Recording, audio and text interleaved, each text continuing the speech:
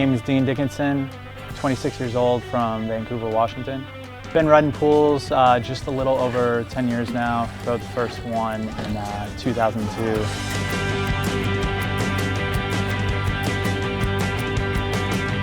Just the idea of riding something that wasn't made to be ridden in is always a rush, just a lot like street riding, but just finding a perfect bowl and transitions and lines and everything else, I guess that just hooked me since then.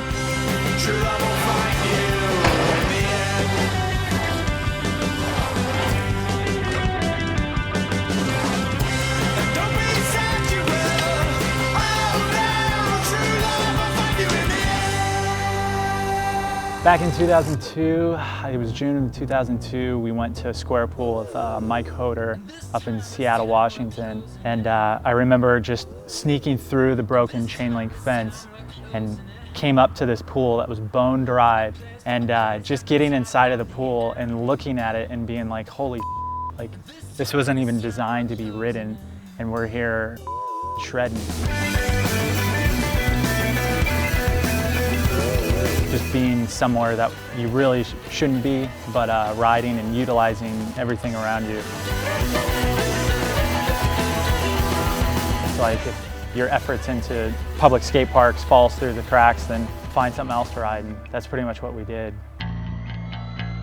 Yeah, it's kind of crazy like rolling up into like a neighborhood as a kid and seeing like a pretty well-off conservative neighborhood that's really nice, and then 5-10 years later the house is completely vacant, pool's got a bunch of graffiti. They've been vacant sitting there sometimes for 5-10 years, and all sorts of stuff builds up in the deep end. You find dead squirrels, cats, pretty nasty stuff, so you're pretty much sacrificing a day into completely cleaning out an entire pool, and you don't know what you're going to come across.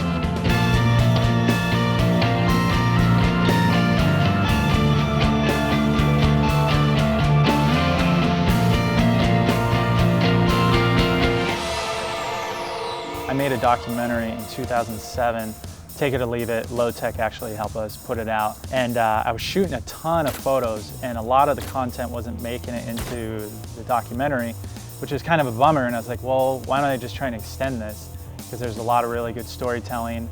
And I actually had a really bad knockout at Burnside.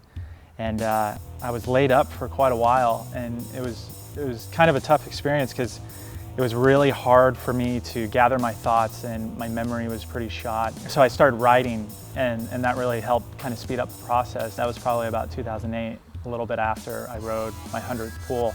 I started gathering all these stories, and then I was like, well, I should try and put together a scrapbook.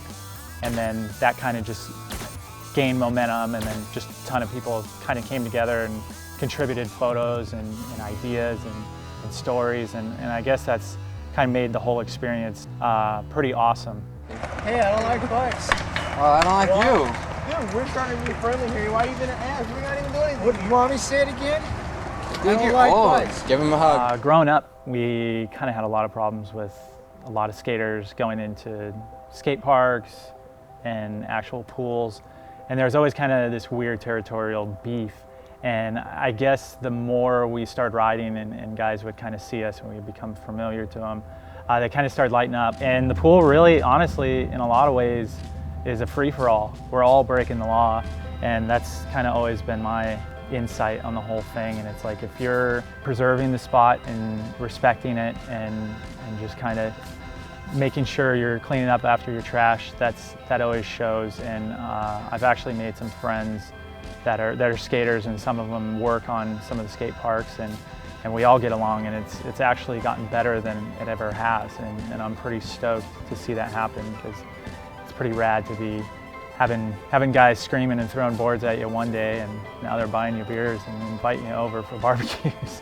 So it's pretty sick to kind of see it come full circle, because we kind of push our petty differences aside, and now we're just dudes, not just BMXers or skaters. We're just guys having fun.